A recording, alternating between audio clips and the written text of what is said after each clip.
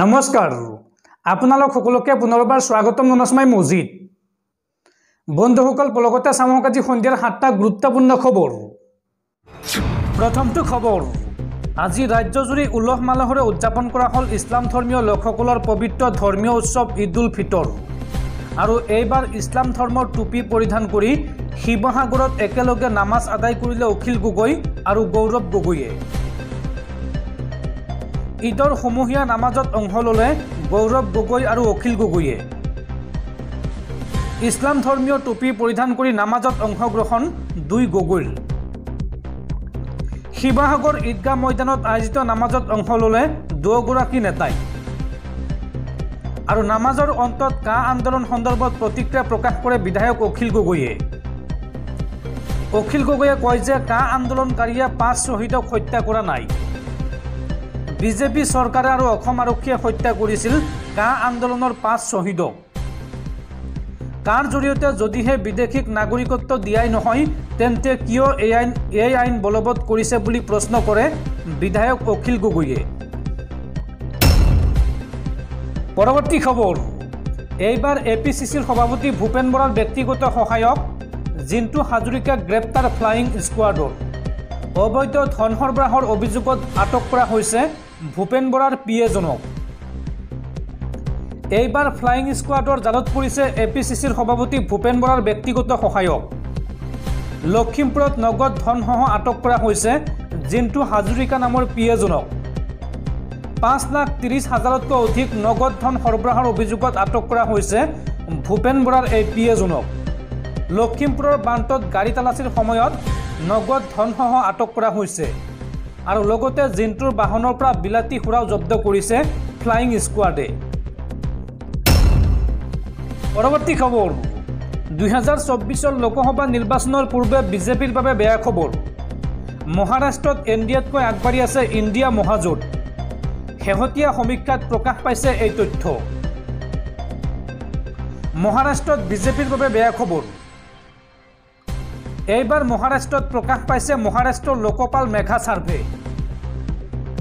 এই সাৰ্ভে অনুসৰি মহাৰাষ্ট্ৰত কোন দলে কেইখন আসন লাভ কৰিব চাওঁ আহক এই সাৰ্ভেত এনডিএক দিয়া হৈছে 21ৰ পৰা 24খন আসন আৰু বিজেপিয়ে অকলে লাভ কৰিব 14ৰ পৰা 17খন আসন আৰু ইণ্ডিয়া মহাজোঁটক দিয়া হৈছে 23ৰ পৰা 26খন আসন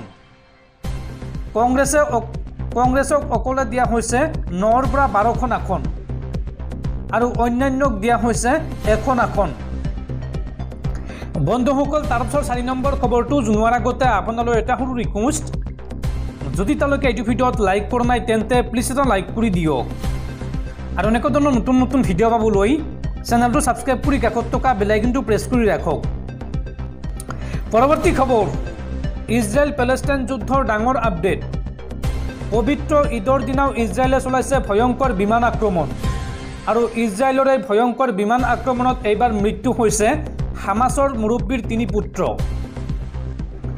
ইজৰাইলৰ বিমান আক্ৰমণত এইবাৰ নিহত হৈছে হামাছৰ নেতা হানিয়াৰ 3 পুত্ৰ ইজৰাইলে এই আক্ৰমণ সংঘটিত কৰিছিল উত্তৰ গাজাত উল্লেখযোগ্য যে ইজৰাইলে ঈদৰ দিনটোতো ভয়ংকৰ আক্ৰমণ চলাইছিল এই সন্দৰ্ভত হামাছৰ মুৰব্বী হানিয়াই কয় যে ইজৰাইলী আক্ৰমণত তেওঁৰ 3টা সন্তান হাজেম আমিৰ আৰু মোহাম্মদৰ লগতে কেইবাজনো নাতি-নাতিনী নিহত হৈছে হানিয়াই এই সন্দৰ্ভত কয় যে ঈদ উপলক্ষে হাতী শৰণাৰ্থী শিবিৰত আত্মীয়ৰ ওচৰলৈ যোৱাৰ সময়ত তেওঁৰ সন্তানকেইটা আক্ৰমণৰ বলি হয় তেওঁ লগতে কয় যে যুদ্ধ আৰম্ভ হোৱাৰ পৰাই তেওঁৰ পৰিয়ালৰ প্ৰায় 60জন সদস্যই প্ৰাণ হেৰুৱাইছে কাটাৰত থকা হামাছৰ শীৰ্ষ নেতাগৰাকীয়ে ইজৰাইলৰ এই বৰ্বৰতাক গৰিহণা দিয়ে পৰিয়াল আৰু ঘৰত আক্ৰমণৰ পিছতো পেলেষ্টাইনৰ নেতাসকলে পিছুৱাই নাযায় বুলিও তেওঁ দৃঢ়তাৰে কয় পৰৱৰ্তী খবৰ দেশৰ সৈনিক স্কুলৰ বেচৰকাৰীকৰণৰ প্ৰতিবাদত ৰাষ্ট্ৰপতি দ্ৰৌপদী মুৰ্মুলৈ পত্ৰ প্ৰেৰণ কংগ্ৰেছে ৰাষ্ট্ৰপতি দ্ৰৌপদী মুৰ্মুলৈ পত্ৰ লিখি সৈনিক স্কুলসমূহক ৰাজনীতিৰ মাজলৈ টানি নানিবলৈ অনুৰোধ জনায় কংগ্ৰেছৰ সভাপতি মল্লিকাৰ্জুন খাৰ্গে এখন পত্ৰযোগে কয় যে সৈনিক স্কুল ৰাজনৈতিক সম্পৰ্ক থকা সংগঠনৰ হাতত যাতে গতাই দিয়া নহয় তেওঁ কয় যে এনে পদক্ষেপে সৈনিক বিদ্যালয়সমূহৰ স্বাধীনতা আৰু স্বায়ত্তশাসনক ক্ষতিগ্ৰস্ত কৰে। খাৰ্গে লগতে কয় যে ভৱিষ্যতৰ প্ৰতিৰক্ষা কৰ্মীসকলৰ বাবে সৈনিক স্কুলসমূহ এক গুৰুত্বপূৰ্ণ প্ৰতিষ্ঠান, গতিকে তেওঁলোকক কোনো ধৰণে ৰাজনীতিলৈ টানি অনাটো উচিত নহয়। কংগ্ৰেছৰ ৰাষ্ট্ৰীয় সভাপতি মল্লিকাৰ্জুন খাৰ্গেই ৰাষ্ট্ৰপতি দ্ৰৌপদী মুৰ্মুলৈ এই সন্দৰ্ভত পত্ৰ লিখিছে।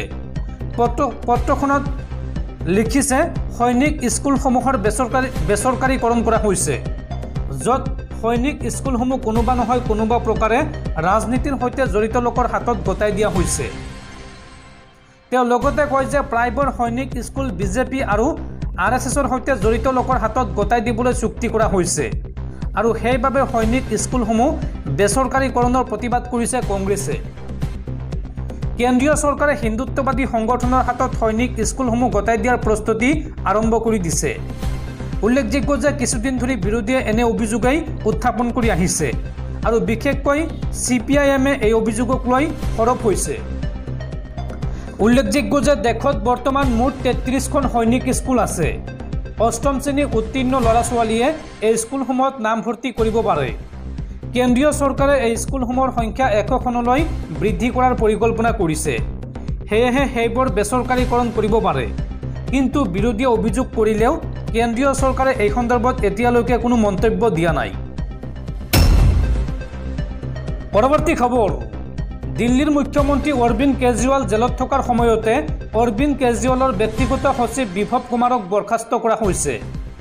বিভৱ কুমাৰৰ নিযুক্তি অবৈধ বুলি উল্লেখ কৰি বৰ্খাস্ত কৰিছে ভিজিলেন্স বিভাগে।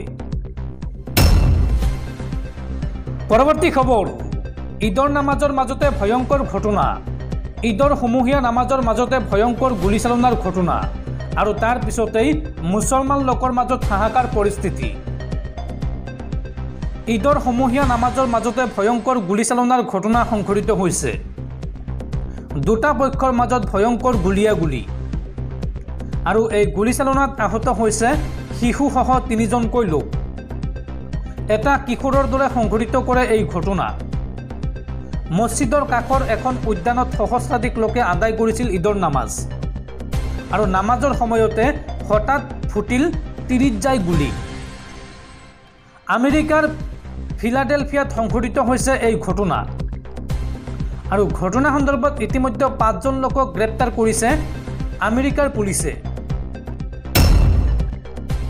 পৰৱৰ্তী খবৰ, ঈদৰ নামাজত অংশ লৈ বিজেপি চৰকাৰৰ বিৰুদ্ধে পুনৰ গৰজি উঠিল পশ্চিমবংগৰ মুখ্যমন্ত্ৰী মমতা বেনাৰ্জী।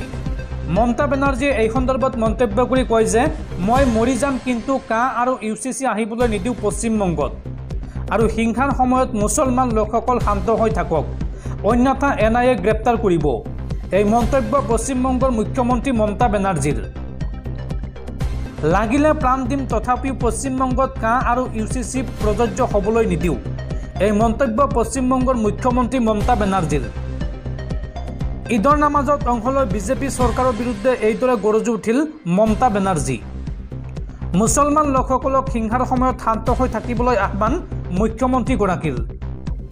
হিংসাৰ সময়ত মুছলমান লোকসকল শান্ত হৈ নাথাকিলে NIA গ্ৰেপ্তাৰ কৰিব বুলি মন্তব্য কৰে মমতা বেনাৰ্জীয়ে। এই সন্দৰ্ভত মমতা বেনাৰ্জীয়ে লগতে কয় যে আমাক কা নালাগে, পশ্চিমবংগত কা আনিবলৈ মই অনুমতি নিদিওঁ।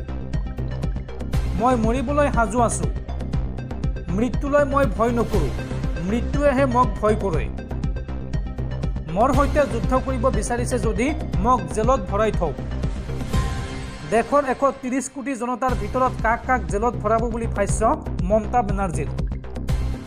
আৰু লগতে পশ্চিমবংগৰ লোকসকলক TMCৰ বাহিৰে অন্য দলক ভোট নিদিবলৈ আহ্বান পশ্চিমবংগৰ মুখ্যমন্ত্ৰী মমতা বেনাৰ্জীৰ।